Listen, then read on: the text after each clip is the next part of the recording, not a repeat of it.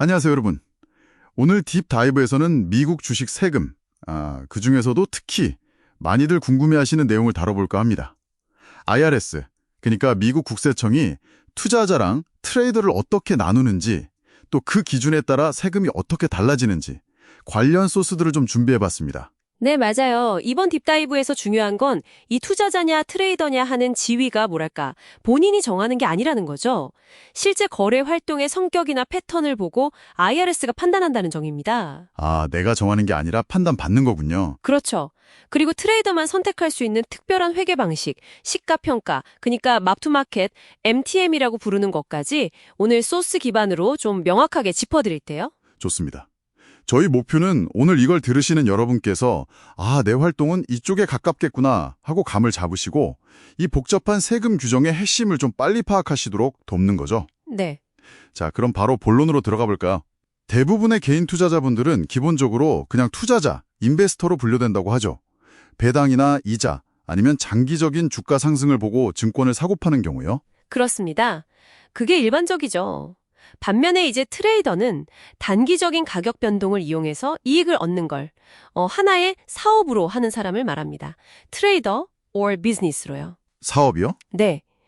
여기서 소스들이 공통적으로 강조하는 게 이게 여러분이 스스로 나는 트레이더야 이렇게 선언한다고 되는 게 아니라는 거예요.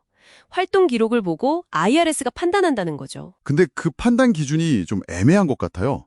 소스를 보니까 IRS가 거래 몇 번 이상이면 트레이더, 이런 식으로 명확한 선을 딱 그어주는 건 아니더라고요. 맞습니다. 그게 좀 어려운 부분인데요. 명확한 기준은 없고 법원 판례들을 바탕으로 사실과 정황, 그러니까 facts and circumstances를 종합적으로 본다는 겁니다. 그리고 입증 책임은 전적으로 납세자 본인에게 있고요. 내가 증명해야 하는 거군요. 그럼 법원이 주로 뭘 보나요? 네, 여러 요소를 보는데 핵심적인 것들을 좀 꼽아보자면요. 첫째는 보유기간이에요.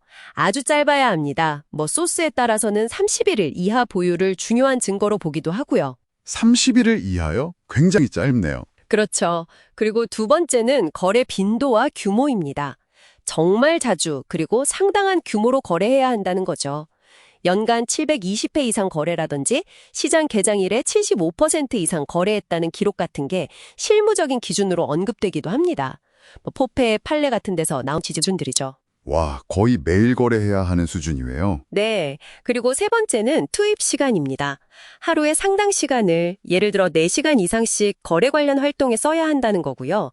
네 번째는 사업적인 운영 방식입니다. 전용 사무실이 있다거나 전문적인 장비나 소프트웨어를 쓰고 또 이걸로 생계를 유지하려는 뚜렷한 의도가 보여야 한다는 거죠. 진짜 사업처럼 운영해야 인정받을 수 있다는 거네요. 그렇죠. 마지막으로 계좌 규모, 보통 패턴데이 트레이더 기준인 25,000달러 이상도 고려 대상이 될 수 있고요. 와, 기준이 상당히 까다롭네요. 그냥 취미로 자주 거래하는 수준 가지고는 어림도 없겠어요. 그럼 이렇게 어렵게 트레이더로 인정받으면 뭐가 좋은 건가요? 왜 이 구분이 중요한 거죠? 가장 큰 차이는 바로 비용 처리입니다. 이게 핵심인데요. 트레이더는 거래 활동과 관련된 통상적이고 필요한 사업 비용, 그러니까 ordinary and necessary expense를 거의 전부 공제받을 수 있어요. 사업 비용이요?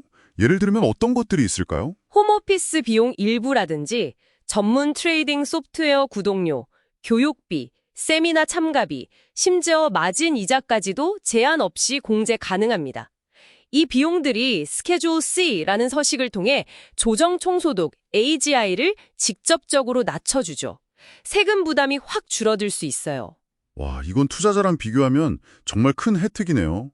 특히 그 2017년 세법 개정 TCJA 이후로는 투자 관련 비용 공제가 2025년까지는 거의 막혔다고 하니까요. 맞아요. 그 차이가 아주 크죠. 그리고 또 다른 중요한 점은 트레이더가 증권거래로 얻은 이익은 자영업세, 즉 self-employment tax 대상이 아니라는 겁니다. 사회보장세랑 메디케어세를 안 내도 된다는 건가요? 네, 그렇습니다. 이것도 상당한 절세 효과죠. 근데 여기서 또 알아둬야 할 점이 있어요. 이 소득은 은퇴계좌, 예를 들면 SEP IRA나 솔로 401k 같은 거 있잖아요. 거기에 불입하기 위한 근로소득, earned income으로는 또 인정이 안 돼요. 그러니까 세금은 덜 내지만 은퇴 준비에는 이 소득을 활용하기 어렵다는 거군요. 양면성이 있네요. 정확합니다.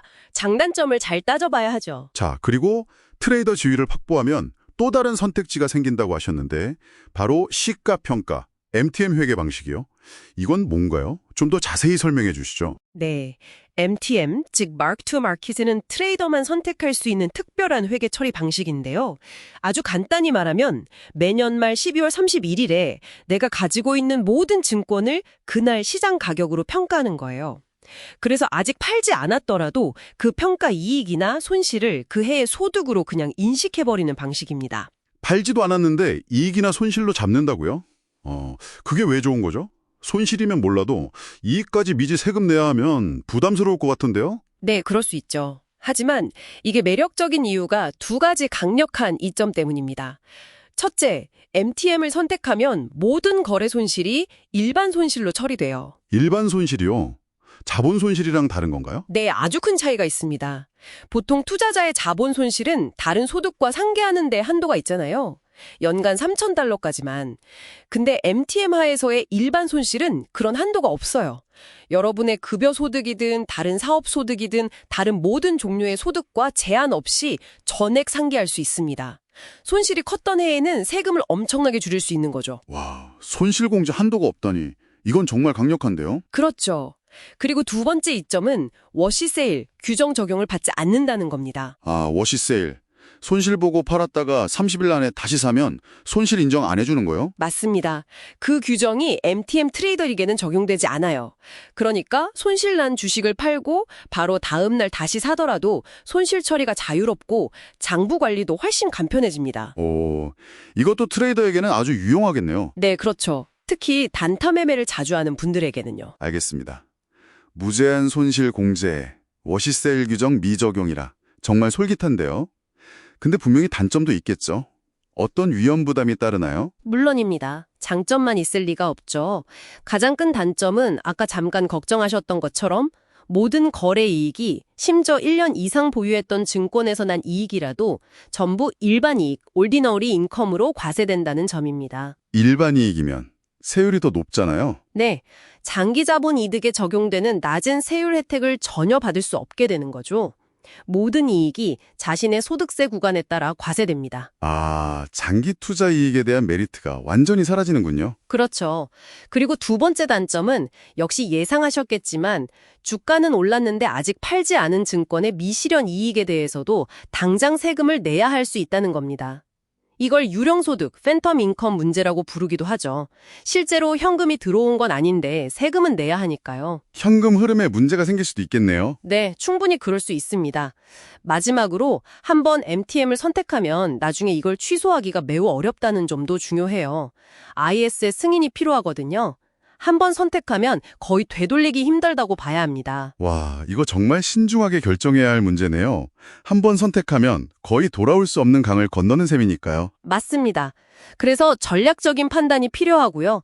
게다가 MTM 선택에는 아주 엄격한 마감 기한이 있어요. 이걸 놓치면 안 되는데요. 마감 기한이요? 네. MTM을 적용받고 싶은 과세 연도가 있잖아요. 그럼 그 전년도의 세금 보고 마감일까지 신청을 완료해야 합니다.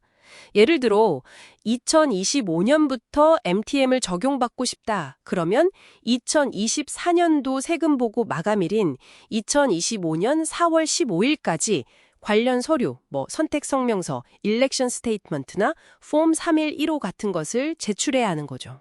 아, 그러니까 올해 손실이 많이 났다고 해서 내년에 MTM을 바로 적용할 수는 없는 거군요. 미리 예측하고 결정해야 하는 거네요. 정확합니다. 사후 약방문은 안 된다는 거죠. 미래를 보고 내리는 전략적 결정이어야 합니다. 자, 그럼 오늘 내용을 한번 정리해 볼까요?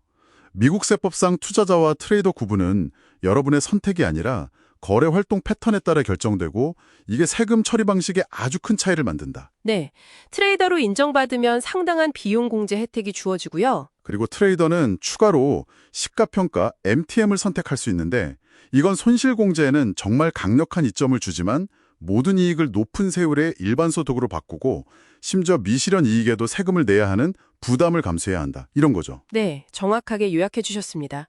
그리고 마지막으로 꼭 강조하고 싶은 부분이 있는데요.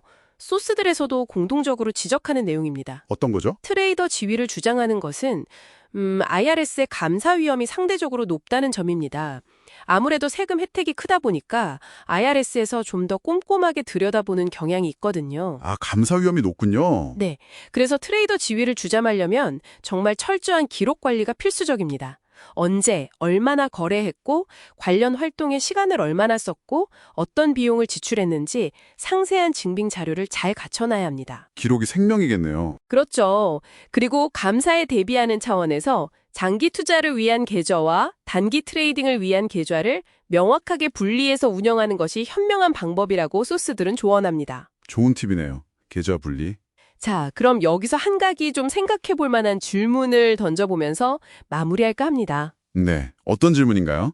우리가 살펴본 것처럼 트레이더 소득은 은퇴 계좌 불입에는 사용할 수 없지만 사업 비용은 폭넓게 공제가 가능하잖아요. 네, 그렇죠. 그렇다면 이 세금 구조는 어쩌면 트레이딩 자체만으로 부를 쌓으려는 사람보다는 이미 다른 곳에서 상당한 고소득이 있어서 그 소득에 대한 세금을 절감하는 것이 더 절실한 트레이더에게 본질적으로 더 유리하게 설계된 것은 아닐까 하는 질문입니다. 아, 그러니까 트레이딩 소득 자체보다는 다른 소득의 세금을 줄이는 수단으로서 더 매력적일 수 있다는 말씀이시군요.